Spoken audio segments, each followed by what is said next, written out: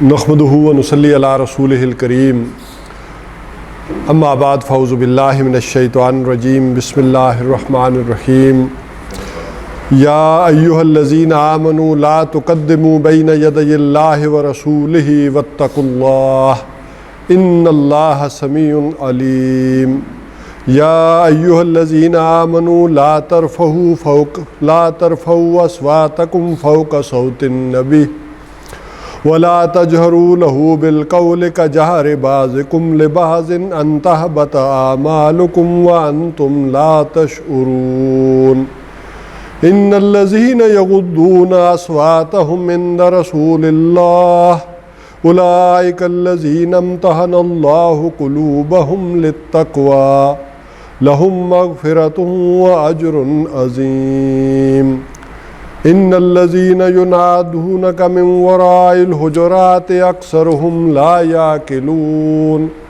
ولو انهم صبروا حتى تخرج اليهم لكان خيرا لهم والله غفور رحيم صدق الله العظيم رب اشرح لي صدري ويسر لي امري واحلل عقدة من لساني يفقهوا قولي آمين یا رب العالمین۔ چونکہ 1.5 ماہ کا عرصہ گزر چکا ہے اور رمضان کی وجہ سے تو ایک پچھلا ربط جو ہے وہ قائم کر لیتے ہیں، اگرچہ آج سبق ہم نے بالکل نیا ایک جو ہے وہ شروع کرنا ہے کہ ہم عمل صالح پر گفتگو کر رہے تھے، اور عمل صالح بھی کہاں سے آیا تھا کہ جو نجات کی 4 شرطیں تھیں کہ ایمان، عمل صالح، تواصی بالحق اور تواصی بالصبر، کہ کسی انسان کے لیے یہ 4 چیزوں کے بغیر نجات ممکن نہیں ہے۔ یعنی جسے 33% مارکس کہتے ہیں نا کہ وہ ان 4 کے ساتھ مشروط ہے، کوئی ایک بھی کم کر دیں گے تو وہ گویا کہ نجات ممکن نہیں۔ یعنی پہلے ہی حلے میں جسے کہتے ہیں کہ جنت میں چلے جانا۔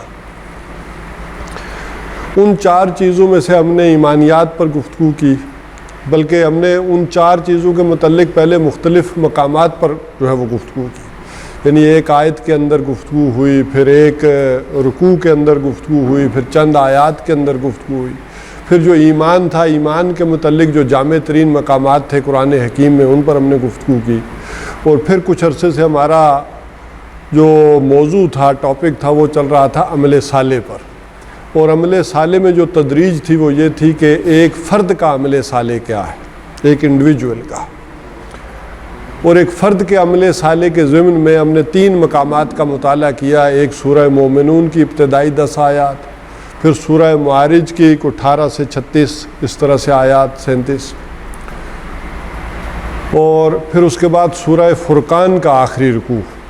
یہ تینوں مقامات وہ تھے کہ جو ایک فرد، ایک انڈیویجول کے لیے عمل صالح کا نظام جو ہے وہ بتاتے تھے کہ اس کی بیسکس کیا ہے اور اس کی ٹاپ کی چیزیں کیا ہے۔ پھر انسان چونکہ ایک معاشرتی حیوان ہے، یہ مل جل کر رہتا ہے، یہ اکیلا نہیں رہ سکتا۔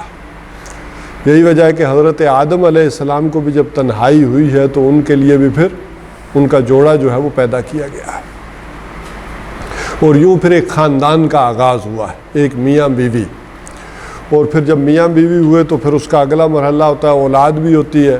پھر اولاد ہوتی ہے تو وہ آپس میں رشتہ یا اخوت میں بھی جکڑے جاتے ہیں، بہن بھائی ہوتے ہیں، پھر والدین اور اولاد کا رشتہ بھی جو ہے وہ وجود میں آ جاتا ہے۔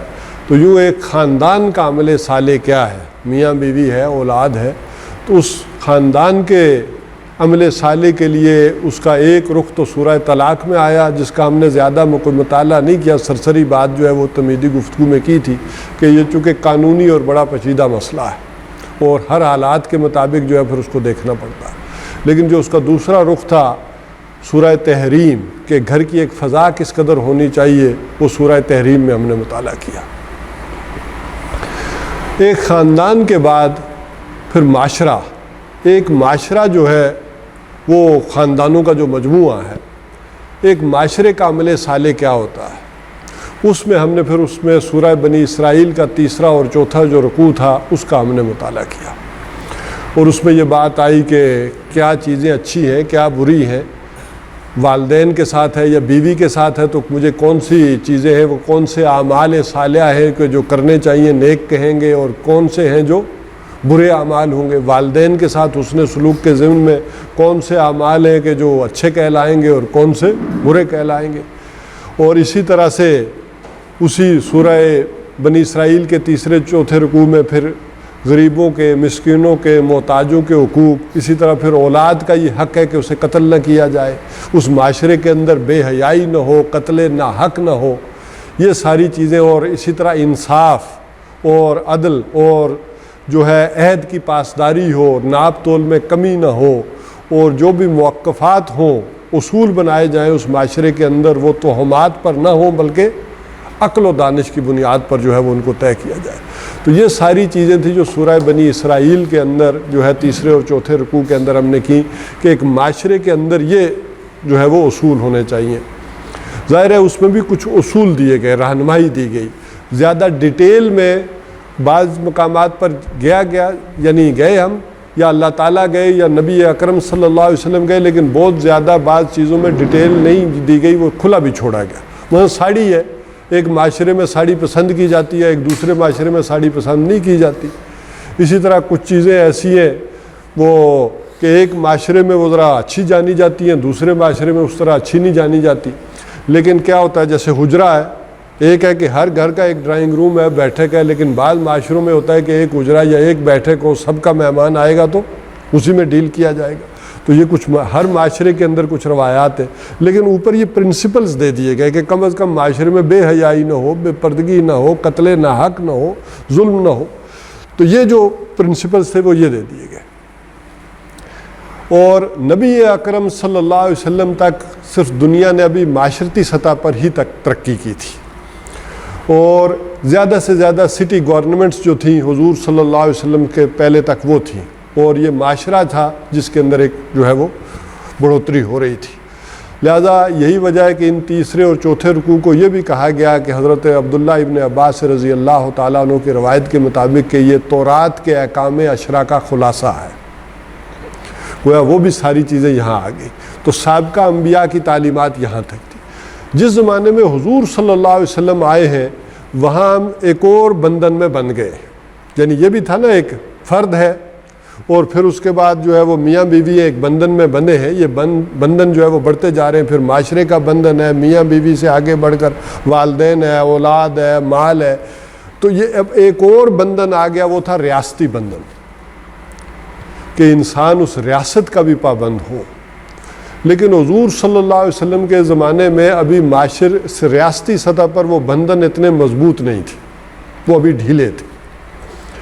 یعنی ریاستی طور پر بھی یہ ہوتا تھا کہ ٹھیک ہے ایک بادشاہ ہے، وہ لگا ہوا ہے، اس کے کارندوں سے آپ کا کوئی ٹکراؤ نہیں ہوا، کوئی جھگڑا نہیں ہوا، سال میں ایک مرتبہ وہ کوئی ٹیکس خراج شراج لینے آگے، چاہے خلفاء تھے، کچھ تھا، تو وہ معاملات چل رہے تھے۔ آپ اپنے گھر میں آزاد ہیں، بیٹھے ہوئے ہیں، فقیر ہے اور بادشاہ ہے، لگے ہوئے اپنے کام میں۔ لیکن آج جس زمانے میں ہم رہ رہے ہیں اس میں ریاستی بندھن بہت زیادہ جو ہے وہ ہو گئے۔ اس میں ظاہر بات ہے کہ آپ کو ایک ماچس بھی اگر گھر میں لے کر آنی ہے تو اس کے اوپر بھی ایک ٹیکس دینا ہے، بجلی ہے، گیس ہے، پانی ہے، اسی طرح جو چیزیں اور آپ استعمال میں لا رہے ہیں، اپنا گھر، اپنا ذاتی زمین، ذاتی گھر تعمیر کر رہے ہیں، لیکن آپ کو اس ریاست کے بندھن میں بندھے ہوئے ہیں۔ اسی ریاست کے بندھن میں ہے کہ جیسے ابھی ہے کہ گندم آپ اس سے زیادہ فروخت نہیں کر سکتے، نقل و حمل نہیں ہو سکتی، تو ریاستی کنٹرول جو ہے وہ بڑھتا چلا جا رہا ہے، اور ایک انڈیویجول کی زندگی جو ہے وہ کم سے کم تر ہوتی چلی جا رہی ہے۔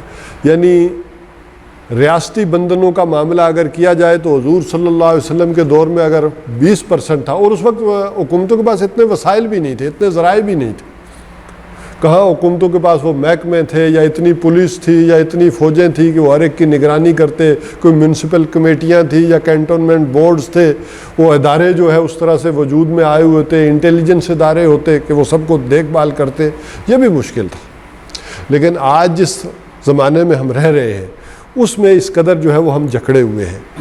لہٰذا حضور صلی اللہ علیہ وسلم کو جس زمانے میں آئے تو آپ کو یہ ریاست کے اصول بھی دیے گئے، اس ریاستی سطح پر کیا کام ہے کہ جو صحیح ہے کرنے والے ہیں، اور کیا کام ہے، برے کام ہیں جو ریاستی سطح پر نہیں ہونے چاہیے۔ اب یہ ہدایات جو تھیں اس انداز میں جو ہے حضور صلی اللہ علیہ وسلم کو بھی ریاستی انداز میں دی گئی کہ تاکہ وہ ظلم اور جبر، ظاہر بات ہے کہ جس معاشرے میں وہ لوگ اپنے حق سے زیادہ لے رہے ہوں وہ تو نہیں چاہیں گے کہ کوئی نظام بدلے، کوئی معاملہ ہو، اصلاح ہو اس ریاستی سطح پر بھی، بلکہ جس ملک میں یہ ہو کہ پہلے لوگ کہتے تھے کہ وکیل کر لو کیس کے لیے، اب لوگ کہتے ہیں کہ جج کر لیتے ہیں۔ زمانہ تو یہ چلا آ گیا کہ بھائی وکیل کرنے کی بجائے جج کر لو، اور ججوں نے بھی ایک سٹیپ اور آگے بڑھا دیا ہے، وہ دونوں پارٹیوں سے پیسے لے لیے، پھر دیکھتے ہیں جس کی سفارش تگڑی ہے یا زیادہ پیسے جیسے ہیں اس کے حق میں فیصلہ ہو۔ تو ریاستی معاملہ تو اس قدر جو ہے وہ جکڑے جا چکے ہیں۔ اب حضور صلی اللہ علیہ وسلم اس زمانے میں آئے ہیں تو یہ ممکن نہیں تھا کہ آپ اس کی اصلاح کے لیے بھی نہ جو ہے وہ ہدایات دیتے اور فرماتے۔ اور جیسے ہمارے معاشرے میں عام طور پر ایک تزکیہ کا معاملہ بھی کیا جاتا ہے، بیان کے ایک فرد کا تزکیے کے اوپر ایک زور دیا جاتا ہے، تو جب تک کسی معاشرے کا تزکیہ نہ ہو، ایک ریاست کا تزکیہ نہ ہو، ایک فرد کا تزکیہ کامل نہیں ہو سکتا، کیونکہ وہ پوری طرح سے اس معاشرے کے اندر، اس ریاست کے قوانین کے اندر جو ہے وہ جکڑا ہوا ہے۔ اب ظاہر بات ہے کہ اوپر کوئی فیصلے ہوتے ہیں، کوئی IMF سے شرائط طے ہوتی ہے تو ساری آپ کو بھگتنی پڑیں گی، آپ اس کے زیر اثر آئیں گے۔ تو کیسے ممکن تھا کہ حضور صلی اللہ علیہ وسلم اس کی اصلاح نہ فرماتے اور اس کا تزکیہ نہ کرتے؟ تو اس حوالے سے یہ اہم ترین صورت ہے سورہ حجرات، کہ جس میں ریاستی سطح پر جو ہے وہ اعمال صالح کا جو بیان آیا ہے۔ لہٰذا اس میں ہم ذرا پڑھیں گے جب تو میں اس کا تعارف کرواؤں گا۔ اس کو ایک اور انداز میں بھی اس طرح سے سمجھ لیں کہ جس مقام پر یہ صورت واقع ہے اس کا بھی ایک تسلسل ہے، اس سے بھی ذرا بات اور نمایاں ہو جاتی ہے اور سمجھ میں آ جاتی ہے کہ یہ صورت جس مقام پر واضح ہے، اس کو اس طرح سے سمجھ لیں کہ قرآن حکیم کی ایک تقسیم تو وہ ہے کہ جو قرآن حکیم کی بڑی بنیادی تقسیم ہے،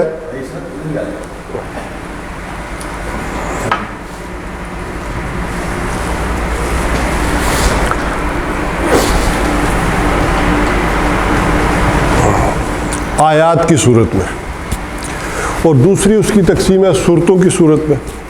یہ دو تقسیمیں تو حضور صلی اللہ علیہ وسلم کے دور نبوت میں، دور نبوی میں تھیں، اور یہی کہا جاتا ہے کہ یہ جو آیات کی تقسیم ہے، صورتوں کی تقسیم ہے، یہ توقیفی امور میں سے ہے۔ اس میں کسی اصول کو، کسی ادبی اصول کو، کسی گرامر کے، نحو کے قاعدے کو کوئی عمل دخل نہیں ہے۔ توقیفی یعنی موقوف ہے جناب محمد رسول اللہ صلی اللہ علیہ وسلم کے بتانے پر۔ لہذا جب بھی کوئی آیت نازل ہوتی تھی تو آپ صلی اللہ علیہ وسلم فرماتے تھے کہ اس کو فلاں صورت میں فلاں جگہ لکھ دو۔ اور ایک اور تقسیم بھی دور صحابہ میں اور دور نبوی میں موجود تھی، وہ تھی منزلوں کی تقسیم، یعنی کہ اگر کوئی شخص 7 دن میں قرآن حکیم ختم کرتا ہے تو 7 منزلیں تھیں جو قرآن حکیم کی تلاوت کی غرض سے جو ہے وہ ترتیب دی گئی۔ اچھا، 2 تقسیمیں اور رہی ہیں، ایک پاروں کی تقسیم اور رکوع کی تقسیم، یہ بعد کی تقسیمیں ہیں۔ رکوع کی تقسیم بھی بڑے ہی کوئی ذہین لوگ تھے جنہوں نے کی ہے، سمجھ کر کی ہے کہ عام طور پر قرآن حکیم میں جو لوگ پڑھتے ہوئے یا ایک نماز میں تقریباً ایک رکعت کے اندر اتنا مضمون پڑھا جائے کہ بات مکمل ہو جائے، یعنی کسی نے اگر وہ سورہ یوسف پڑھ رہا تو وہ سورہ یوسف میں یوسف علیہ السلام کنویں کے اندر ڈال دیے گئے، اب وہیں اس نے وہ رکوع، وہ یوسف علیہ السلام کنویں میں اور یہ بندہ رکوع میں۔ اب کوئی اگلے دن ہو سکتا ہے باری آئے واپس نکلنے کی، یا اسی طرح حضرت موسیٰ علیہ السلام نے بندہ قتل کر دیا، یا وہ جو خضر علیہ السلام نے لڑکا مار دیا اور حضرت موسیٰ علیہ السلام پوچھ رہے ہیں کہ یہ تو نے بڑی نامعقول حرکت کی، لیکن جواب آئے گا کسی اور نماز میں۔ تو یہ غلطیاں جو عام طور پر لوگ کرتے ہیں، تاکہ یہ نہ کریں اس کے لیے رکوع کی تقسیم وہ کر دی گئی، اور یہ بھی اجتہادی معاملہ ہے۔ اس میں کہیں کہیں ممکن ہے کہ اوپر نیچے ایک آیت پہلے رکوع میں شامل ہو جائے، کہیں دوسرے میں ہو جائے، یہ کہیں کہیں شاذ اس کا امکان ہے کہ زیادہ مناسبت لگے، اور جو حالات دنیا کے بدلے سمجھ آئے تو اوپر نیچے ایک معاملہ جو ہے وہ سمجھا جا سکتا ہے، لیکن اس سے کوئی فرق نہیں پڑتا، وہ ادھر بھی ریلیٹ ہوتی ہے آیت، وہ دوسری طرف بھی ریلیٹ ہوتی ہے۔ بعض اوقات ہو سکتا ہے پڑھنے میں آپ کو بھی کبھی محسوس ہو کہ یہ آیتیں 2 اگلے رکوع کے ساتھ ہوتی تو مضمون ادھر جڑنے والا زیادہ بہتر ہوتا۔ اور پاروں کی تقسیم تو اس کو تو چھوڑ دیتے ہیں، یہ تو شاید کسی نے جلدی میں کوئی بڑا یعنی کوئی کہہ لیں کہ سخت آرڈر تھا، ہو سکتا ہے کہ کسی سپہ سالار کا آرڈر اور کہے کہ مجھے صبح جو ہے وہ پارے جو ہے وہ تقسیم چاہیے، تو اس نے گن کر صفحے کر دی ہو۔ وہ آپ کو معلوم ہی ہے نا، حفیظ جلندری کو ایوب خان نے بٹھایا تھا کہ وہ شاہ نامہ تم لکھ رہے ہو تو لکھو، تاریخ جو ہے وہ لکھی جا رہی ہے جس طرح فردوسی نے لکھا ہے، تو آپ بھی ذرا تاریخ میں شاعری لکھ رہے ہیں تو اس کو میرے دور تک مکمل کرو تاکہ یہ آگے کنٹینیوٹی ہو اور یہاں تک لکھا جائے۔ اب وہ حفیظ جلندری صاحب بیٹھ جاتے تھے روز آفس میں، تو وہ کہا کہ لکھا ہے کہ نہیں لکھا، تو وہ کہتے آمد نہیں ہوئی۔ وہ شاعروں کو ایک حال پڑتا ہے، ایک آمد ہوتی ہے تو وہ لکھتے ہیں۔ تو ایک دن وہ صدر صاحب نے کہا کہ یہ کیا مسئلہ ہے، انہوں نے کوئی ایک کیپٹن لگا دیا کہ ذرا روز اس سے پوچھو آج کتنا لکھا ہے اور کل کتنا لکھا ہے، تو وہ جو شعر جو ہے وہ روز تاکہ اس سے پوچھے جائیں کہ آج کہاں تک تاریخ مکمل ہوئی۔ تو وہ بہرحال جب وہ روز کیپٹن نے پوچھنا شروع کیا تو حفیظ جلندری صاحب نے ایک دن نہ چھپ کر بھاگ ہی گئے، انہوں نے کہا یہ نہیں لکھی جا رہی اس انداز سے۔ تو بہرحال وہ بھی لگتا ہے کہ پاروں کی تقسیم ایسے ہی ہوئی ہے، کوئی زبردست جو ہے وہ آرڈر کے تحت ہوئی اور کسی نے جلدی جلدی وہ کوئی ایک سورت کی آیت جو ہے وہ پیج اس طرح آ گئی اور ایک طرح یہ پڑھنے کے لیے۔ یہ زمانہ ایک سمجھ لیں کہ زوال کی بات۔ اچھا، ایک اور تقسیم ہے جو کہ آغاز میں تو رہی، کسی نہ کسی انداز میں لوگوں نے اس پہ کام کیا، لیکن بعد میں اس پر توجہ نہیں رہی، ایک زوال کا معاملہ ہو گیا، پھر ساری پڑھنے پر توجہ رہی ہے۔ وہ پچھلی صدی میں مولانا حمید الدین فرائی علیہ رحمہ نے اس کو نئے سرے سے اس کو دریافت کیا اور اس کو جو ہے وہ اس تقسیم کو سامنے لائے۔ وہ قرآن حکیم کی تقسیم ہے معنوی تقسیم، اس کے مفہوم اور معنی کے سمجھنے کے اعتبار سے۔ مولانا حمید الدین فرائی کے بارے میں جان لیں کہ ان کے 2 شاگرد بڑے مشہور ہوئے ہیں دنیا میں۔ چونکہ مولانا شبلی نعمانی جو ہیں یہ بڑے ہی ملٹی ڈائمینشنل قسم کے آدمی تھے، اور ان کے جو 2 شاگرد ہیں شبلی کے، ایک ہے مولانا حمید الدین فرائی اور دوسرے مولانا ابوالکلام آزاد۔ ان دونوں کی شخصیت پر ان کا بڑا گہرا اثر رہا ہے، لیکن شبلی کی جو رنگین مزاجی یا جسے کہیں کہ ذرا شوخی تھی وہ زیادہ ابوالکلام کی طرف گئی ہے، اور حمید الدین فرائی بڑے زہد و تقوی والے آدمی تھے۔ یہی وجہ ہے کہ ابوالکلام آزاد نے تو مشہور بھی ہوئے، ذرا جو کچھ لکھا وہ اس کے زمانے میں بھی شائع بھی ہوا، اور خوب ذرا ان کے اندر گفتگو کا بھی بڑا ایک ملکہ حاصل تھا، اس لیے انہیں ابوالکلام جو ہے وہ کہا جاتا تھا۔ جبکہ حمید الدین فرائی بڑے خاموش طبع کے آدمی، اور جو کچھ لکھتے تھے ایک صندوق میں ڈالتے جاتے تھے، ان کی زندگی میں تو وہ شائع ہی نہیں ہوا، سامنے ہی نہیں آیا۔ بڑی بڑی مارکۃ الاراء کتابیں جو انہوں نے لکھی، اور ان کے شاگرد ہیں آگے سے مولانا امین احسن اصلاحی صاحب جنہوں نے تدبر قرآن لکھی، بڑی مارکۃ الاراء تفسیر ہے، لیکن جس کو تھوڑا بہت عربی سے ایک مناسبت ہو تو وہ اس سے استفادہ کر سکتا ہے۔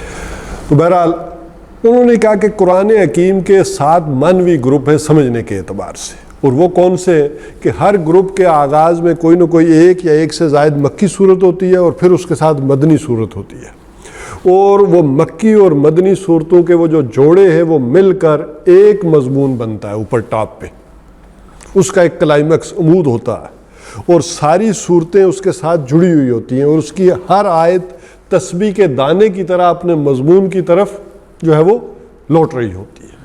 جیسے پہلا گروپ ہے تو پہلے گروپ میں وہ کہتے ہیں کہ مکی صورت تو ایک چھوٹی سی صورت ہے، سورہ فاتحہ، اگرچہ وہ اپنے جسے کہیں کہ والیوم کے اعتبار سے تو چھوٹی ہے، لیکن اپنے معنی کے اعتبار سے اسے خود قرآن حکیم کہا گیا ہے، بلکہ قرآن عظیم کہا گیا ہے سورہ وَلَقَدْ آتَيْنَاكَ سَبْعًا مِنَ الْمَثَانِي وَالْقُرْآنَ الْعَظِيمِ، تو اسے قرآن عظیم جو ہے وہ قرآن، تو اتنی بڑی وہ اس کی عظمت ہے سورہ فاتحہ۔ اچھا، واو کا میں مسئلہ گرامیٹیکلی بعد میں آپ کو سمجھا دوں گا آخر میں اگر وقت ہوا تو بہرحال سورہ فاتحہ کے میں عرض کر رہا تھا کہ ایک مکی صورت ہے، اور اس کے ساتھ پھر 4 عظیم ترین مدنی صورتیں، یہ مل کر ایک گروپ بنتا ہے۔ یعنی مدنی صورتیں کون کون سی ہیں؟ سورہ بقرہ، سورہ آل عمران، سورہ نساء اور سورہ مائدہ۔ ویسے تو اگر سورہ فاتحہ کے ساتھ بھی جوڑیں گے تو غیر المغضوب علیہم ولا الضالین، خالی مغضوب علیہم کی تفسیر سورہ بقرہ اور ولا الضالین کی تفسیر آل عمران ہے۔ یعنی ایک ایک لفظ میں اگر آپ جائیں گے تو وہ یہ بات آ جائے گی. بہرحال تو یہ ایک گروپ بنا. اور دوسرا گروپ جو ہے وہ کون سا ہے؟ اس میں وہ بڑا متوازن ہے. وہ کیسے متوازن ہے؟ 2 ہی مکی صورتیں ہیں اور 2 ہی مدنی صورتیں ہیں. 2 مکی صورتیں کون سی ہیں؟ سورہ مائدہ کے بعد آپ کو معلوم ہے کہ سورہ انعام اور سورہ اعراف 2 مکیات ہیں اور 2 مدنی ہیں، سورہ انفال اور سورہ توبہ. یہ دوسرا گروپ ہے. اچھا، ان ہر ایک گروپ کا اس وقت وہ میرا ٹاپک نہیں ہے، وہ علیحدہ سے بات ہے کہ ہر گروپ کا ایک اپنا مضمون ہے، کیا ہے مکی صورتوں کا عمود، کیا ہے مدنی کا کیا، اور دونوں ملتے کیسے ہیں. اور اس حوالے سے اگر آپ سمجھیں گے تو وہ ایک بڑی عجیب جو ہے وہ بات سامنے آئے گی کہ پہلی صورتوں کا جو مضمون تھا اس میں ایک تو یہ تھا کہ شریعت محمدی علیہ صاحب الصلاۃ والسلام کا جو بلیو پرنٹ ہے شریعت کا وہ بن گیا، اور ساتھ ہی کیا ہوا، بنی اسرائیل پر اتمام حجت ہو گیا. جبکہ یہ جو دوسری صورت ہے، دوسرا گروپ ہے، اس میں 2 مکیات صورتوں میں اتمام حجت بنی اسماعیل پر ہوا ہے. ادھر بنی اسرائیل پر، اس میں بنی اسماعیل پر 2 میں. اور 2 جو صورتیں سورہ انفال اور سورہ توبہ، اس میں گویا کہ نہ ماننے کی پاداش میں ان پر عذاب کا اتمام جو ہے وہ ہوا ہے. سورہ انفال میں غزوہ بدر اور سورہ توبہ میں فتح مکہ. گویا کہ وہ جو عذاب کا گوڑا انسانی ہاتھوں سے آیا ہے وہ گویا کہ وہاں مکمل ہو گیا ان کا ایک معاملہ. بہرحال تو یہ اس طرح سے بڑی ہی گہرائی والی باتیں ہیں. سمجھنے کے اعتبار سے، مفہوم کے اعتبار سے اگر ان مانوی گروپوں کو بھی سمجھیں گے تو اس میں بڑے علم و حکمت کے عظیم خزانے جو ہے وہ سامنے آئیں گے جو باتوں کو سمجھنے میں مدد دیں گے. اور اس کے بعد جو گروپ ہے اس میں سورہ یونس، سورہ ہود اور اس سے لے کر جو ہے یہ سورہ مومنون تک 14 مکی صورتیں، اور پھر ایک مدنی صورت ہے اکیلی، سورہ نور. تو وہ گویا کہ تیسرا گروپ ہو گیا. پھر چوتھا گروپ جو ہے وہ سورہ فرقان سے لے کر پھر سورہ سجدہ تک، اس میں 7 مکی صورتیں ہیں، اور پھر ایک اکیلی مدنی صورت ہے سورہ احزاب. ویسے سورہ احزاب اور سورہ نور یہ پھر آپس میں جوڑے ہیں مدنی صورتوں کے. اور اس کے بعد کا جو گروپ ہے اس کے اندر پھر یہ جو آتی ہے سورہ فاتر، سورہ سبا اور اس سے لے کر سورہ اعقاف تک، یہ وہ مکیات کا گروپ ہے. اور اس کے بعد یہ جو مدنی صورتیں آئیں گی 3، یعنی یہ جو 3 مدنی صورتیں ہیں سورہ محمد، سورہ فتح اور سورہ حجرات، یہ پھر 3 جو ہے وہ اکٹھی ہیں یہ مدنی صورتیں. تو میں چاہ رہا تھا کہ اس کا مقام بھی جو ہے وہ آپ کو معلوم ہو. تو میں اگلے گروپ اس وقت نہیں ڈسکس کر رہا، 2 جو رہ گئے. ویسے اس کے بعد جو ہے وہ گروپ آ جائے گا سورہ قاف سے لے کر سورہ واقعہ تک، یہ مکی، اور سورہ حدید سے لے کر سورہ تحریم تک 10 مدنی صورتیں. اور پھر اس کے بعد سورہ ملک سے لے کر سورہ اخلاص تک یہ مکی، اور 2 آخری صورتیں جو ہے وہ مدنی معوذات ہیں. تو یہ یوں ایک گروپوں کی بن جائے گی. اب آ جائیے جس گروپ کے متعلق ہم گفتگو کر رہے تھے، اس کی میں مکیات کا موضوع بھی بڑی ترتیب سے چلتا ہے. جیسے سورہ زمر ہے، سورہ مومن ہے، اور سورہ مومن کے بعد سورہ حامیم السجدہ ہے، پھر سورہ شورا ہے. یہ بھی مضامین بڑی ترتیب سے چلیں گے. سورہ زمر کا مضمون ہے کہ اپنی اطاعت کو اللہ کے لیے خالص کرو، مخلصین لہ الدین، بار بار آئے گا. اپنی بندگی اگر تم خالص نہیں کرتے ہو تو پھر کیا تم کر رہے ہو؟ اس میں سارا زور سورہ زمر میں آ جائے گا کہ اپنی بندگی، اپنی اطاعت اللہ کے لیے خالص کرو.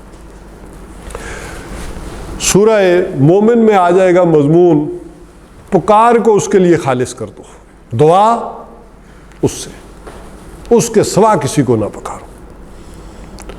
اور اللہ تعالیٰ کا اس پر بڑا غضب بھڑکتا ہے کہ جب کوئی انسان اسے پھر نہیں پکارتا، وہ کسی اور کے پاس جاتا ہے. تو عام طور پر ہوتا کیا ہے، بندہ کہتا ہے کہ میرا منہ نہیں ہے. وہ اندر جو اس کے چور ہوتا ہے وہ کیا ہے، میرا منہ نہیں ہے اللہ کو پکارنے والا، میں کس منہ سے دعا کروں. تو وہ کسی منہ والے کے پاس جاتا ہے کہ وہ ذرا دعا کرتے. اس پہ اللہ بڑے ناراض ہوتے ہیں کہ پہاڑوں جتنے بھی تمہارے گناہ ہیں میں سارے معاف کر دوں گا. وَإِذَا سَأَلَكَ عِبَادِي أَنِّي فَإِنِّي قَرِيبٌ أُجِيبُ دَعْوَةَ الدَّاعِ إِذَا دَعَانِ. تم کدھر جا رہے ہو؟ اور دوسری طرف اس صورت میں ان دونوں کو جوڑا گیا آپس میں کہ اگر تمہاری بندگی خالص نہیں ہے، ایک تو توبہ کر کے خالص کر کے آ جاؤ، اور اگر وہ بندگی خالص نہیں ہے تو کس منہ سے ہمیں پکار رہے ہو؟ پھر دعاؤں کا معاملہ کیوں وہ جو ہے وہ قبول نہیں ہو رہا؟ اس سے اگلا مضمون آ جاتا ہے کہ یہ پکار معاشرے میں پھیلے، اس توحید کا تقاضا یہ ہے، یہ توحید تمہاری کامل نہیں ہے۔ اور وہ یہ سورہ یعنی حامیم السجدہ کا مرکزی جو آیات 30 تا 36، اس میں یہ بات آ گئی کہ وَمَنْ أَحْسَنُ قَوْلًا مِّمَّنْ دَعَا إِلَى اللَّهِ وَعَمِلَ صَالِحًا وَقَالَ إِنَّنِي مِنَ الْمُسْلِمِينَ۔ اس شخص سے بہتر بات کسی کی نہیں ہو سکتی پکار۔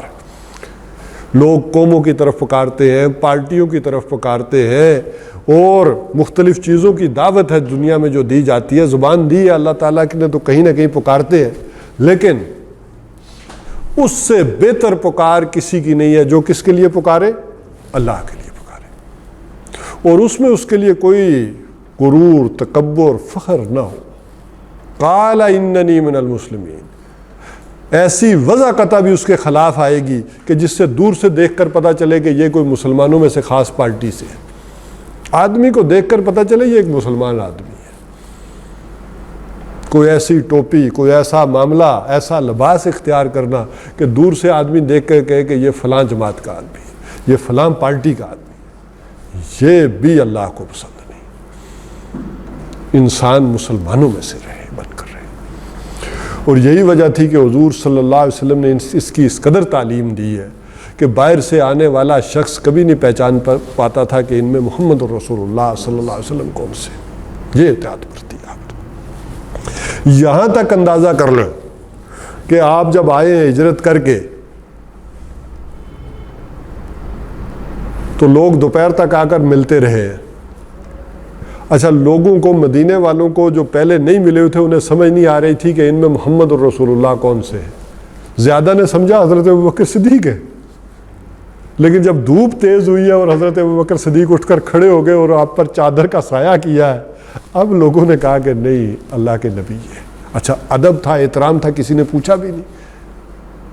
حضور صلی اللہ علیہ وسلم نے اپنے نشست و برخاست اس انداز میں رکھی ہے کہ وَقَالَ إِنَّنِي مِنَ الْمُسْلِمِينَ کی تعلیم دی ہے کہ اس انداز میں رہیں اور کریں۔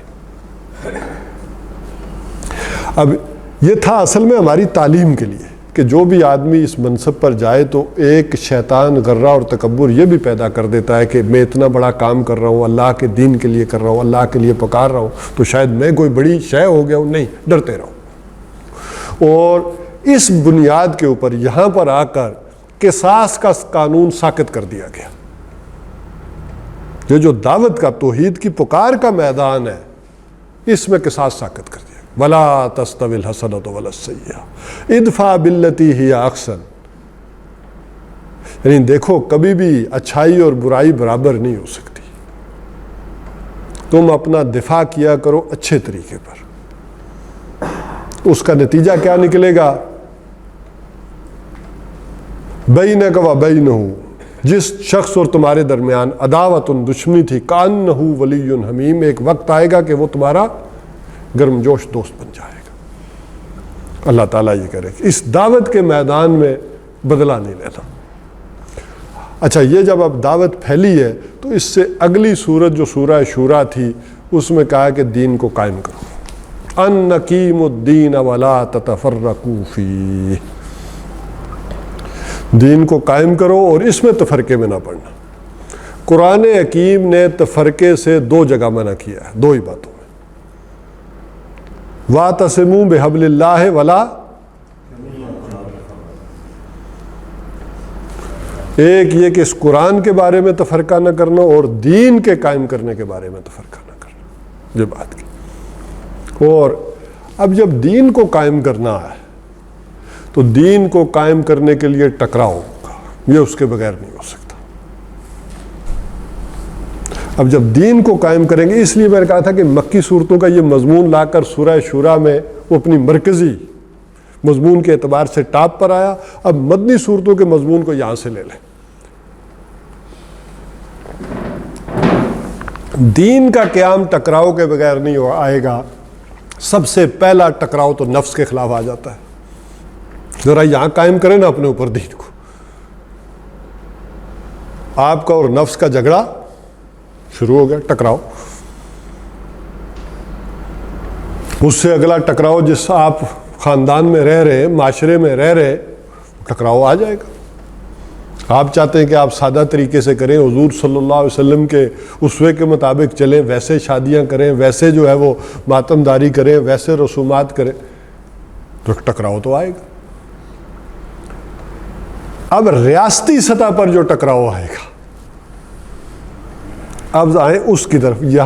یہاں جو مضمون پھر اس مضمون کی مناسبت سے مدنی صورتوں میں آیا, پہلی صورت آ گئی سورہ محمد, اس کا دوسرا نام سورہ قتال بھی ہے. یہاں پر قتال کا حکم دے دیا گیا کہ اب اس مرحلے پر تمہیں کیا کرنا ہوگا, جنگ کرنی ہوگی, یہ قتال کرنا ہوگا. اور کہا کہ یہ تمہاری جنگ جاری رہے گی یہاں تک کہ فتنہ ختم نہ ہو جائے. قاتلوہم حتی لا تکون فتنہ ویکون الدین کلہ للہ. دین جب تک کل کا کل نہیں ہو جاتا اللہ کے لیے, ہر شعبہ ہائے زندگی کے اوپر اس کی کمانڈ نہیں ہو جاتی, یہ جنگ تمہاری جاری رہے گی. اور یہ لانگ وار ہے جو چلی ہے, سن 5 تک چلی ہے. یہ گویا کہ جو جسے وار کہیں گے یہ مسلسل جاری ہے. آپ حالت وار میں, جنگ میں. اصل میں درمیان میں یہ جو فیزز ہیں اس میں 2 فرق رکھے ہیں. اس میں قرآن حکیم کے ایک دو بڑے مسئلے بھی حل ہوں گے. اردو میں چونکہ ہمارے لیے ساری جنگ ہے, لیکن انگلش میں وار کہتے ہیں, تو ہم تو اس کو بھی جنگ ہی کہتے ہیں نا. جنگ عظیم اول, جنگ عظیم دوم, تو یہ کتنا عرصہ رہی ہے, 4 سال تو رہی ہے نا جاری. لیکن بیٹلز, اس میں بیٹل فیلڈز بہت سارے آئے ہیں. اسی طرح یہ جنگ جاری ہے, لیکن battle of Uhud, battle of Badr, battle of Khandaq, تو یہ بیٹل فیلڈز ہیں جو مختلف اس میں آئے ہیں. اب اس سے اگلی صورت کیا ہے کہ یہ جب قتال کا حکم آ گیا ہے, یہ جو جنگ جاری رہی ہے حتی لا تکون فتنہ, تو اگلی صورت سورہ فتح ہے. اس میں کیا ہو گیا, اس میں جنگ رک گئی اور ایک وقفہ آیا ہے. اور اس وقفے کو ذرا سمجھیں کہ اس کی مختلف ڈائمنشنز کتنی ہیں. کہ ایک قریش نے آپ کے ساتھ معاہدہ کر لیا, کوئی ایگزسٹنگ نظام, ایگزسٹنگ سسٹم اپنے باغیوں کے ساتھ معاہدہ نہیں کرتا, انہیں کچلتا ہے, مار دیتا ہے. باغیوں کے ساتھ معاہدہ کرنے کا مطلب کیا ہے, ان کو تسلیم کر لینا, ان کی حیثیت مان لینا. اس سے پہلے تو گویا کہ آئیڈینٹی مانی ہی نہیں جا رہی تھی, کوئی تسلیم نہیں کر رہا. تو آپ کے ساتھ صلح کا مطلب کیا ہے, آپ کو تسلیم کر لیا گیا ہے. اچھا, اسی کو آپ کو تسلیم کر لیا ہے قریش نے ایک فریق کی حیثیت سے, انا فتحنا لک فتحا مبینا, یہ ہے سب سے بڑی فتح. اچھا, دنیا کے اعتبار سے ہمیں ہو سکتا ہے فتح مکہ بہت بڑی بات لگے, قرآن نے اس کو کوئی اتنی اہمیت نہیں دی. صلح حدیبیہ کو قرآن حکیم نے بہت بڑی اہمیت دی ہے, جس انداز میں اجاگر کیا, پوری صورت نازل کی کہ یہ سب سے بڑی فتح ہے. اچھا, اس میں مختلف فائدے ہوئے. پولیٹیکل فائدہ تو یہ ہو گیا کہ انہوں نے آپ کو تسلیم کر لیا ایک فریق کی حیثیت سے. معاہدہ تو اسی سے کر رہا ہے نا جس کو آدمی تسلیم کر رہا ہے. اچھا, دوسری طرف یہ ہوا کہ ادھر آپ ایک طرف سے مطمئن ہوئے اور آپ نے اگلے سال خیبر کو فتح کر لیا, پھر یہودیوں کا قلعہ کما شروع کیا, ادھر مشرکین سے جنگ بندی کا معاہدہ ہوا ہے. اچھا, تیسری طرف آپ کی جو 2 بعثتیں ہیں, یہ بھی یاد رکھ لیں, محمد الرسول اللہ صلی اللہ علیہ وسلم کی 2 بعثتیں ہیں. ایک بعثت آپ کی الی عرب ہے اور ایک بعثت آپ کی کل نوع انسانی کی طرف ہے. اچھا, یہ آپ کو عجیب لگے گا, لیکن یہ باقی رسولوں کے ساتھ بھی کئیوں کے ساتھ رہا ہے معاملہ. جیسے حضرت موسیٰ علیہ السلام ہے, ان کی بھی 2 بعثتیں, ایک آپ رسول ہیں الی بنی اسرائیل اور ایک الی فرعون. ایک آل فرعون کی طرف بھی آپ رسول ہیں اور ایک بنی اسرائیل کی طرف بھی رسول ہیں. بنی اسرائیل نے تو آپ کو مانا ہوا تھا, تو بہرحال دو. اسی طرح حضور صلی اللہ علیہ وسلم کی بعثت خاصہ یہ ہے الی عرب، الی بنی اسماعیل، ان میں سے وہ جو خاص ہے. اور ایک آپ کی بعثت ہے کافۃ للناس بشیرا و نذیرا، کل نوع انسانی کے لیے آپ بشیر اور نذیر بنا کر بھیجیں گے. یہی وجہ ہے کہ جن کے طرف بعثت خصوصی تھی ان کے لیے اعلان کر دیا گیا سن 9 میں کہ آج کے بعد اس جزیرہ نمائے عرب کے اندر یہ نہیں رہ سکتے. یہ باقی دنیا کی قوموں کے لیے نہیں ہوا، یہ خصوصاً ان کے لیے، عربوں کے لیے ہوا ہے جن پر آپ خصوصی طور پر آئے کہ یا تو ان کو مار دیا جائے گا یا یہ سرزمین عرب چھوڑ کر چلے جائیں. بہرحال یہ بات لمبی ہو جائے گی، لیکن آپ کی دلچسپی کے لیے بتا دوں کہ جو اسلام پھیلا یہ بھاگے. یہی وجہ ہے کہ انگریزوں نے جب تحقیقات کی تو انہوں نے اپنے لیے تھی جا کے ان کے جو کمانڈ اینڈ کنٹرول سے چیزیں آتی تھی، کوئی ڈی سی لگتا تھا، اے سی لگتا تھا، کسی علاقے میں کوئی گورنر ہوتا تھا، تو تاکہ انہیں معلوم ہو کہ اس علاقے کے لوگوں کی نفسیات کیا ہے، ان کا کلچر کیا ہے، تہذیب کیا ہے، تاکہ وہ انہیں ڈیل کرنے میں انہیں آسانی ہو. تو اس میں ان کی تحقیق کے مطابق ہمارا یہ جو بلتستان اور کا علاقہ ہے نا، کافرستان، یہ وہی لوگ ہیں کہ جو مکہ سے بھاگ کر آئے، یہ وہ مشرک ہیں. بلکہ انہوں نے یہ کہا کہ یہ وہ لوگ ہیں، اور خاص کر ان کے کچھ قبائل یہاں آباد ہوئے اور کچھ قبائل جا کر افغانستان میں آباد ہوئے. افغانستان کا جو صوبہ کافرستان ہے اس میں آباد ہوئے. جب والی دوست محمد خان کو پتہ چلا اس بات کا تو اس نے پھر وہ کافرستان والوں کو بلا لیا، طلب کر لیا. اس نے کہا جن لوگوں کو حضور صلی اللہ علیہ وسلم نے مکہ میں نہیں رہنے دیا، میں بھی نہیں رہنے دیتا، یہاں سے چھٹی کرو، نکلو. تو بہرحال ان کے جو سردار تھے قبائلی، انہوں نے کہا کہ وہ پرانی باتیں ہو گئی ہیں، اب ہم مسلمان ہوتے ہیں. تو پھر اسی صوبے کا نام انہوں نے نورستان رکھا تھا. اس وقت جو صوبہ نورستان ہے افغانستان کا، وہ اس وجہ سے یہ کہلاتا. بہرحال تو ایک طرف تو اس کا یہ فائدہ ہوا، اور تیسری سائیڈ جو ہے اس کی، آپ صلی اللہ علیہ وسلم نے عالمی سطح پر اپنی دعوت کا آغاز کیا. سن 6 سے پہلے آپ نے کسی بین الاقوامی جو ہے وہ حکمران کو خط نہیں لکھا. جب اندرون ملک آپ کو کوئی تسلیم نہیں کر رہا، وہی نہیں مان رہے، تو آپ کی کیا حیثیت ہے کہ کسی دوسرے کو کہیں کہ بھائی آ کر ہمیں تبلیغ کرو، ان کو سمجھاؤ. جب اندرون ملک آپ کو تسلیم کر لیا گیا، ایک پارٹی کی حیثیت سے، ایک گروپ کی حیثیت سے، ایک فریق کی حیثیت سے جب آپ تسلیم ہو گئے، تو اب آپ نے وہ سن 6 میں پھر خطوط لکھنے شروع کیے. یہ تیسری اس کی ڈائمنشن تھی. اب آ جائیے، چونکہ جب آپ تسلیم ہو گئے، اور چوتھی ڈائمنشن تبلیغ کے حوالے سے بھی کر دوں، ذرا اندازہ کیجئے، یہ صلح حدیبیہ میں جب حضور صلی اللہ علیہ وسلم کے ساتھ لوگ گئے تو کتنے تھے؟ کتنے لوگ عمرے اور حج کے لیے گئے؟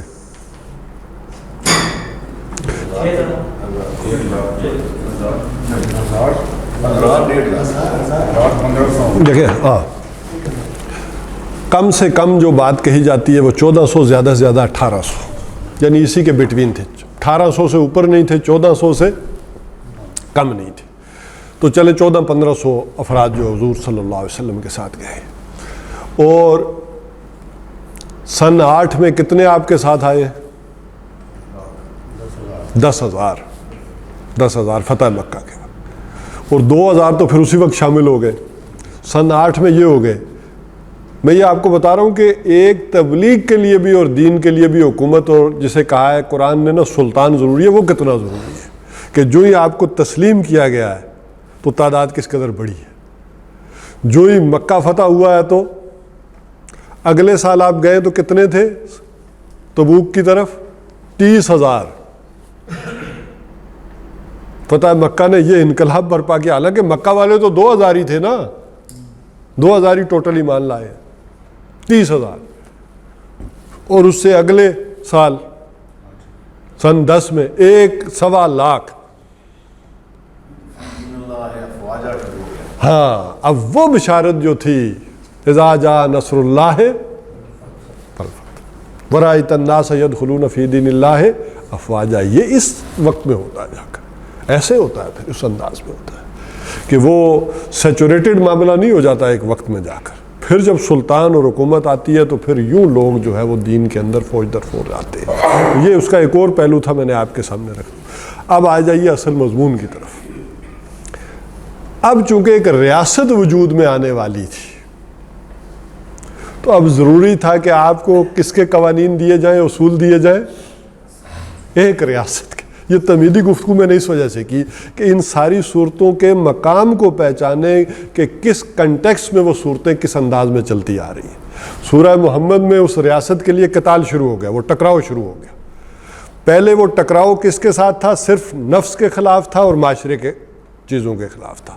اب ریاستی سطح پر وہ ٹکراؤ شروع ہو گیا قتال کے زمرے میں، اور وہ قتال جا کر سن 6 میں جا کر اس کو تھوڑا سا ریسٹ ملا ہے، اور پھر اس کے بعد اب چونکہ ریاست ایک وجود میں آنے والی ہے تو لہٰذا اس کے انداز میں پھر سورہ حجرات کی یہ آیات دے دی گئیں کہ اس میں وہ پرنسپلز دے دیے گئے۔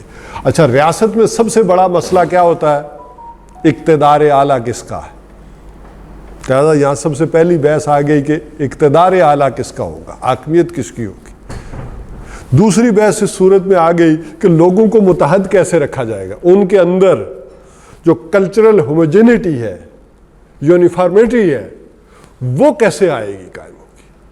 آخر دیکھیں جو اوپر ریاست ہوتی ہے وہ تو چاہتی ہے نا کہ لوگوں کو متحد رکھے، گٹھا رکھے، ان کے اندر فتنے فساد نہ ہوں، جاسوسی نہ ہو، اس کا قلع کما کیسے کیا جائے گا، وہ بات آ گئی۔ اور پھر اگر وہ جھگڑ ہی پڑے اس ریاست کے اندر، کوئی 2 گروہ، کوئی 2 پارٹیاں، تو اس کا معاملہ کیسے کیا جائے گا۔ پھر اہم ترین معاملہ آ گیا بحث میں کہ اس ریاست کا شہری کون ہوگا۔ شہریت کی بنیاد کیا ہے، ایک اسلامی ریاست کی شہریت کی بنیاد کیا ہے؟ وہاں ابھی ہم پڑھیں گے، وہ کلیئر کر دیا گیا کہ ریاست میں شہریت کی بنیاد ایمان نہیں ہے۔ کہیں گے اصل تو ایمان شے ہے اور اسی کی بنیاد پر آخرت میں فیصلے انہیں، وہاں فیصلہ کر دیا گیا نہیں، اس صورت کے اندر کہ ایک اسلامی ریاست میں شہریت کی بنیاد اسلام ہے، ایمان نہیں۔ اب یہ فرق وہاں میں سمجھاؤں گا پھر۔ اچھا، اسی طرح پھر وہاں پر یہ طے کر دیا گیا کہ ایک ریاست نظریاتی سطح پر وجود میں آتی ہے تو خارجہ پالیسی کے اصول کیا ہوں گے۔ اب ایک ہے کہ آپ اس صورت کو اپنے مذہبی نقطہ نگاہ سے پڑھیں، اور ایک ہے کہ اس کو ریاستی سطح پر پڑھیں گے تو یہ صورت بالکل اور رہنمائی دے گی آپ کو کہ یہاں پر کسی وکیل کے سامنے، یہ بڑے وکیل بھی بہرحال کئی قسموں کے ہوتے ہیں، جو آئینی وکیل ہیں، ان آئینی وکیلوں کے سامنے کوئی دیوانی ہوتے ہیں، کوئی فوجداری ہوتے ہیں، لیکن جو آئین کے ماہر لوگ ہوتے ہیں ان کے سامنے یہ صورت جو ہے ترجمہ کر کے اس کیٹیگریز میں رکھیں کہ یہ اصول دیے گئے ہیں، تو وہ آپ کو بتائیں گے کہ یہ کیا عظیم ترین خزانہ ہے ریاستی سطح پر کہ جو ہمیں دے دیا گیا۔ اب آ جائیے اس کی پہلی آیت پر۔ تمہید جو ہے وہ بہت زیادہ ہو گئی ہے تو میں اب اس کو مختصر کر رہا ہوں، لیکن یہ تمہید ابھی صورت کو سمجھنے کے لیے جو ہے نا ضروری ہے کہ میں 1-2 دفعہ اور تمہیدی باتیں اس صورت کی سمجھاؤں تاکہ اس صورت کا جو اہمیت ہے، جو چیز واضح ہو آج کے دور میں جو ہم بھول چکے ہیں، وہ تاکہ بڑی کلیئر کٹ ہو کر سامنے آ جائے۔ ریاستی سطح پر جو بات آئی سب سے پہلے وہ یہ تھی کہ سب سے پہلا اصول اقتدار کس کا ہوگا، اقتدار اعلیٰ، اور اس میں ظاہر ہے کہ پھر ہم آج کے حوالے سے دیکھیں گے اور جو خطرات ہیں اس وقت وہ دنیا میں وہ دیکھیں گے تو ذرا پھر یہ چیزیں بڑی روشن ہو کر ہمارے سامنے آئیں گی۔ تو اقتدار اعلیٰ کے حوالے سے سب سے پہلی بات آ گئی کہ یا ایھا الذین آمنوا لا تقدموا بین یدی اللہ ورسولہ، اے وہ لوگوں جو ایمان لائے ہو، اللہ اور اللہ کے رسول سے آگے مت بڑھو اور اللہ کا تقوی اختیار کرو۔ یہ بنیادی اصول آ گیا۔ اچھا، اس میں کسی جذبات کو کوئی تعلق نہیں ہوگا، جب ہم گفتگو کریں گے جذباتی بنیاد اگلی ہوگی ریاست کی، اس میں صرف عقلی اور منطقی بنیاد ہوگی، قانون سے بحث ہوگی کہ اللہ اور اللہ کے رسول سے آگے نہیں بڑھنا، یہ دائرہ ہے۔ اور کسی ذہین، بڑے ہی ذہین آدمی نے، حکیم آدمی نے یہ جملہ جو ہمارے قانون میں طے کیا ہے کہ no legislation will be done republic to the Quran and Sunnah, اسی آیت کا ترجمہ۔ ہمارے قانون میں کم از کم یہ بات طے کر دی گئی ریاستی سطح پر کہ حاکمیت کس کی ہے؟ اللہ کی، اور یہ پوری دنیا میں واحد ہے، کوئی اس کی مثال نہیں ہے، یہ استثناء ہے پوری دنیا میں یہ معاملہ پاکستان کے حوالے سے۔ تو بہرحال اب یہ جو کہا گیا کہ یہ قانون سازی جو ہے یہ اس کے دائرے کے اندر ہوگی، اللہ اور اللہ کے رسول کے دائرے کے اندر۔ اس میں پہلی بات یہ نوٹ کر لیں کہ کسی بڑے دانا آدمی نے یہ بات لکھی ہے کہ جو قانون سازی ہے وہ قرآن و سنت کے، اب میں اسی انگلش ورڈنگ کا بھی ترجمہ کر دیتا ہوں کہ قانون سازی قرآن و سنت کے منافی نہیں ہوگی، مطابق نہیں۔ بہت بڑی بات ہے، ہر چیز آپ ثابت نہیں کر سکتے کہ یہ قرآن و سنت کے مطابق ہے، اس کے منافی نہیں ہونی چاہیے، اس کے خلاف نہیں ہونی چاہیے۔ اب یہ قانون سازی ہوگی کیسے، اس کے لیے وہ قانون ساز جو ہے ادارہ کیسے وجود میں آئے گا، اب یہ باعث جو ہے وہ اسی ایک آیت کے تحت ساری جو ہے وہ سمجھنی ہوگی یا کرنی ہوگی۔ اس میں سمجھ لیں اس بات کو، بلکہ میں اور ذرا گہرائی میں سمجھاؤں تو پھر وہ چیزیں ذرا پھر شیکن ہوں گی آپ کی، پہلے پھر اس کو سمیٹیں گے۔ ایک بات آتی ہے، کچھ لوگ جو ہے اس آیت کا حوالہ بھی دیتے ہیں کہ الیوم اکملت لکم دینکم واتممت علیکم نعمتی ورضیت لکم الاسلام دینا، دین تو مکمل ہو گیا ہے۔ تو دین مکمل ہو گیا تھا تو یہ جو خلفائے راشدین کے دور میں نظام بنا، حضرت عمر رضی اللہ تعالیٰ عنہ نے پولیس کا محکمہ قائم کیا، پھر عدالتی نظام کو علیحدہ کیا، تو یہ کیا تھا؟ یہ اسی دین جو مکمل ہوا اس کی اطاعت میں، اس کی تابعداری میں امپلیمنٹ کیا تھا۔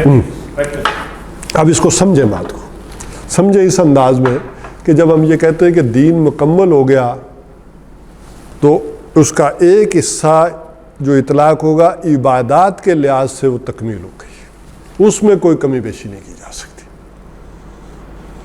وہ کوئی وضو کا طریقہ ہو، نماز کا طریقہ ہو، وہ گویا کہ کامل مکمل۔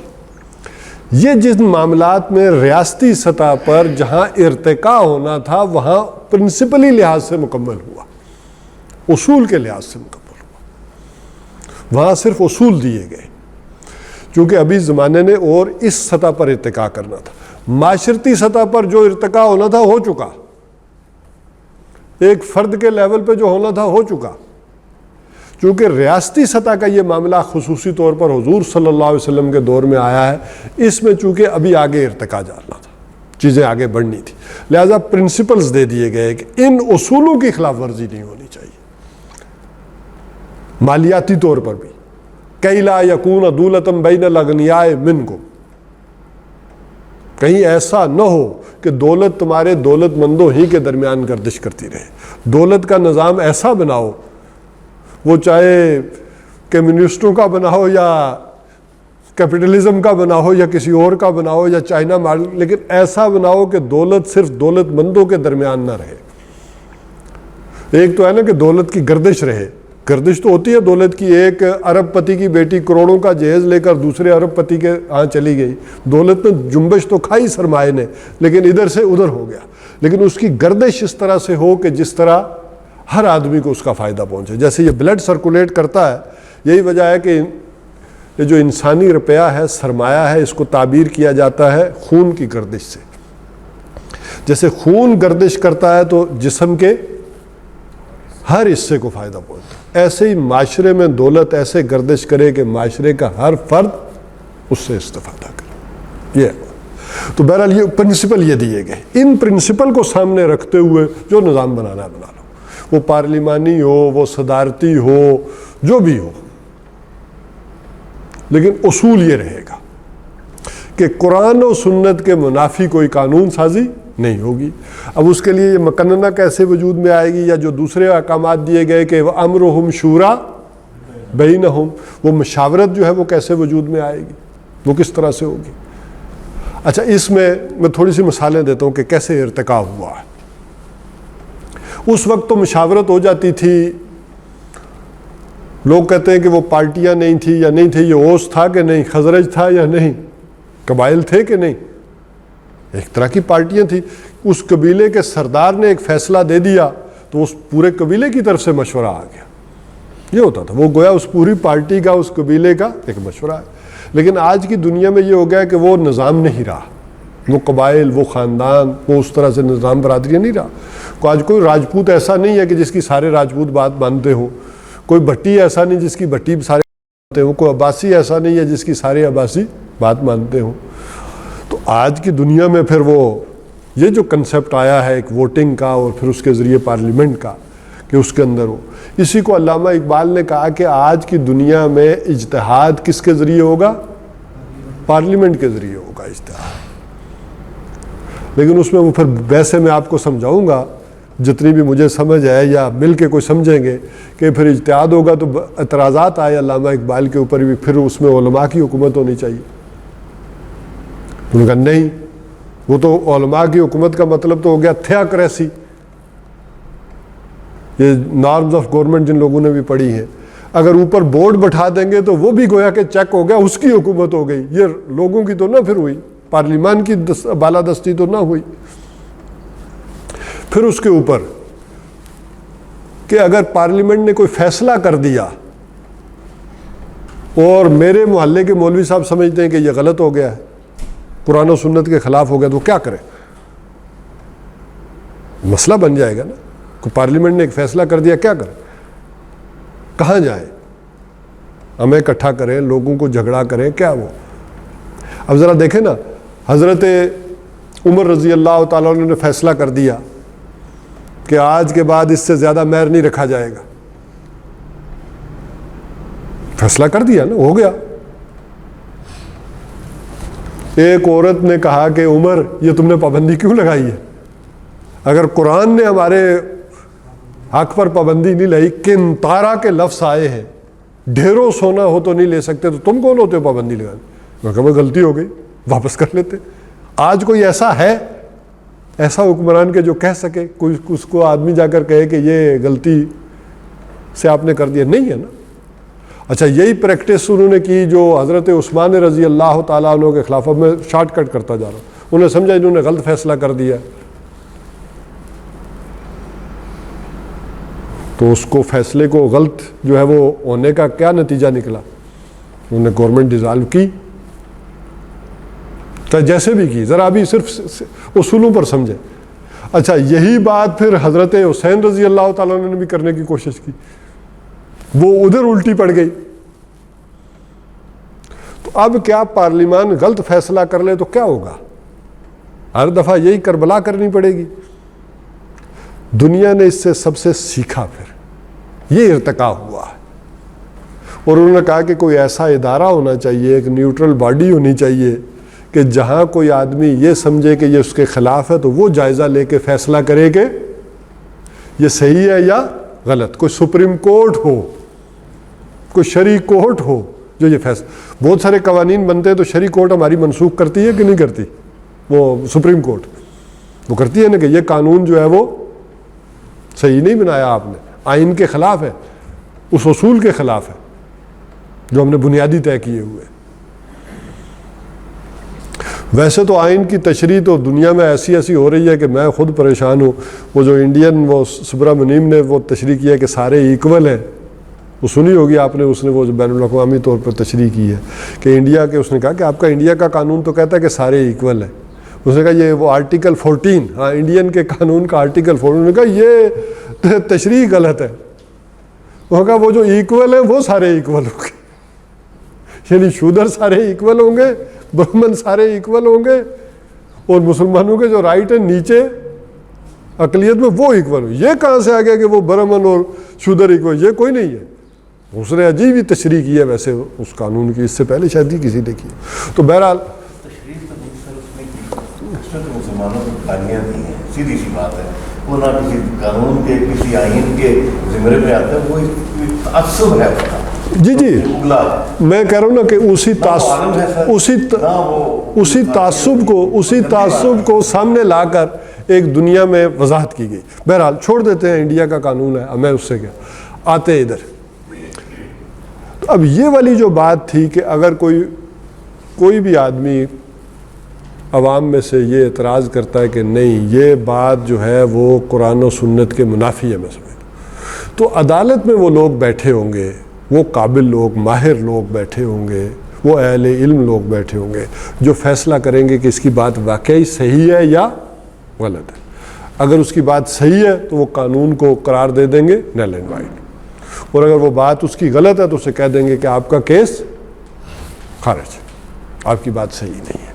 تو یہ اس پر انشاءاللہ العزیز ہم وہ جو ہے وہ تفصیل سے گفتگو کریں گے. لیکن اس کو اس طرح سے سمجھ لیں کہ ہمارے ہاں پاکستان میں بڑی ایک کنٹروورسی چلتی ہے کہ یہ آئینی طور پر جو ہے وہ یہ اسلامی ملک ہے یا نہیں ہے. اس کو بھی سمجھ لیں بات کو کہ قانونی طور پر یہ بالکل مسلمان ملک ہے، آئینی لحاظ سے قانونی طور پر یہ ایک اسلامی ملک کہلاتا ہے. لیکن جیسے ایک سکھ ابھی مسلمان پڑھے، کلمہ پڑھے، ابھی اسے کوئی نماز روزے کسی چیز کا نہیں پتہ، لیکن آپ سب پر اس کے حقوق واجب ہو جاتے ہیں کہ نہیں، کہ اس کو سلام کریں، بیمار ہو جائے تو عیادت کریں، مر جائے تو دفن کریں. ہو جاتا ہے یا نہیں ہو جاتا؟ کیونکہ لیگلی وہ کیا ہو گیا؟ مسلمان. تو لیگلی یہ ملک مسلمان ہے. اگر یہ لیگلی مسلمان نہیں ہے تو یہاں نوکری کرنے کا پھر کیا جواز بنتا ہے؟ نہیں، ایک طاغوت کی نوکری کرنے کا پھر کیا جواز ہوگا؟ جو لوگ یہ کہتے ہیں کہ یہ لیگلی نہیں ہے تو اسی میں نوکریاں بھی کریں اور کاروبار بھی کریں، یہ تو پھر جائز نہیں ہوگا، اسی طاغوت کو سپورٹ کرنے کے لیے اور اس کے اندر کرنے کے لیے. ہاں البتہ یہ ہے کہ جسے علامہ اقبال نے بھی کہا کہ دنیا میں جیسے پارلیمانی نظام ہے یا صدارتی نظام ہے، یہ بھی سارا دھوکہ فراڈی رہا ہے دنیا کے ساتھ. اصل جمہوریت دنیا میں کب آئی ہے؟ کہیں کسی نے نہیں دیکھی، اور ہمارے ملک میں تو بالکل ہی یہ فراڈی رہا ہے. وہ کہتے ہیں نا کہ دنیا میں جمہوریت بھی کیا ہے کہ اصل جو لوگ پیچھے ہیں بیٹھے ہوئے، وہ سرمایہ دار، بڑی بڑی پارٹیز، دنیا میں کیا ہوتا ہے، وہ اپنے ذرا موٹیویشنل جو ہے وہ اسپیکر ہوتے ہیں، ان ٹائپس کو آگے کیا، انہیں سپورٹ کیا، وہ جب ممبر بنتے ہیں اور ممبر بن کر جا کر کیا کرتے ہیں، قانون سازی میں پھر ان سب کا خیال رکھتے ہیں، ان کا تحفظ کرتے ہیں. اور وہ لوگ جو ہے وہ الیکشن میں نہیں آتے، وہ سمجھتے ہیں ہم بڑے عزت دار لوگ ہیں، کون لوگوں کی گالیاں کھائے، پبلک کا سامنا کرے، ہم تو پیچھے بیٹھے ہیں، ان کو سپورٹ کر رہے ہیں. اچھا وہی کمپنیز کیا کرتی ہیں، جن کمپنیز کے بڑے بڑے اونرز ہیں، مالکان ہیں، جو سارا چلا رہے ہوتے ہیں، وہی پیچھے ان جو ایجنسیوں کو، ایجنسیوں سے مراد میڈیا ایجنسیاں، ان کو اشتہارات کون دیتا ہے؟ وہی کمپنیاں دیتی ہیں نا، اسی کے سرمائے پر وہ چلتے ہیں. تو وہ بھی ایڈورٹائزمنٹ اسی انداز میں کرتی ہیں.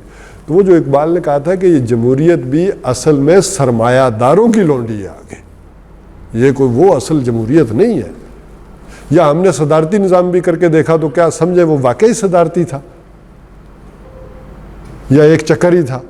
تو جیسے یہ جمہوریت چکر، ایسے صدارتی چکر، تو ویسے ہی ہم اگر اسلام بھی لے کر آئیں گے تو یہ بھی چکر اور فراڈی ہوگا، کیونکہ ہم فراڈیہ قوم ہیں، ساری ہے نا، سارے چکر باز یہ قوم کے لوگ ہیں. کرپشن ہماری جڑوں تک گئی ہوئی، تو وہی کرپشن ہم پھر ساری کرتے ہیں. تو اس حوالے سے ذرا قانون کی سطح پر اگر دیکھیں گے تو بالکل لیگلی یہ ملک جو ہے وہ اسلامی ملک ہے، قانوناً کلمہ پڑھا ہوا ہے اس نے. باقی ہمارا حال اسی طرح سے ہے جیسے کلمہ ابھی پڑھ لیا ہے، باقی ابھی ساری چیزیں ہمیں کرنی اور سیکھنی ہے. اس میں دوسری بنیاد جو آئی ہے وہ جذباتی بنیاد ہے. لوگ محض عقل کی بنیاد پر، قانون کی بنیاد پر نہیں جڑتے. کوئی قانون، کوئی فوج زبردستی جوڑ لے گی لیکن لوگ نہیں جڑ سکتے. ان کو جوڑنے کے لیے جو جذبات چاہیے ہوتے ہیں، ظاہر ہے اللہ تعالیٰ نے ان کے اندر دل رکھا ہے، جذبات رکھے ہیں، اس کے لیے پھر ایک جذباتی کیفیت ہوتی ہے جس کے ساتھ لوگ جو ہے وہ جڑتے ہیں. شاید آپ لوگ تو بڑے پڑھے لکھے ہیں، آپ نے ہیروز اینڈ ہیروز ورشپ کا مطالعہ کیا ہوگا. اس قوم کے لیے پھر کوئی نہ کوئی ہیرو تراشتے ہیں لوگ، جن کے پاس نہیں ہوتے پھر انہیں تراشنا پڑتا ہے، کوئی نہ کوئی ہیرو بنانا پڑتا ہے قوم کا، کوئی اس کے مجسمے بنانے پڑتے ہیں، وہ سٹالن کا ہو، وہ ماؤ زے تونگ کا ہو، کہ لوگوں کی جذباتی وابستگی ان کے ساتھ ہو. اور اسی جذباتی وابستگی کی بنیاد پر پھر وہ جناح کیپ ہو، نہرو کیپ ہو، نہرو واسکٹ ہو، تاکہ یہ یکسانیت اور وہ محبت اتحاد میں بدلے. وہ چیز ہوتی ہے جوڑنے والی. امت مسلمہ میں یہ حیثیت ہے محمد الرسول اللہ صلی اللہ علیہ وسلم. یہ جو ہے اگلی آیات میں یہ بات جو ہے وہ بیان کی ہے کہ یہ جو کلچرل ہوموجینٹی اس امت میں آئے گی، یہ جو جذباتی وابستگی اور محبت آئے گی اس امت، وہ نبی اکرم صلی اللہ علیہ وسلم کی محبت ہے جو اس قوم کو جوڑ سکتی ہے، ورنہ یہ قوم نہیں جوڑ سکتی. تو محمد رسول اللہ صلی اللہ علیہ وسلم کا ادب، آپ کا احترام اور آپ کی محبت جو ہے وہ ایسی شے ہے کہ جو ریاست کو جوڑے گی. اب اس کے کیا کیا پہلو ہے، کس طرح سے ہے، وہ اس کی جو ڈائمنشنز ہیں دوسری ہم اس میں ڈسکس کریں گے. بھئی یہیں تک رکھیں یا ٹھیک. اقول قولی ھذا واستغفر اللہ لی ولکم ولسائر المسلمین.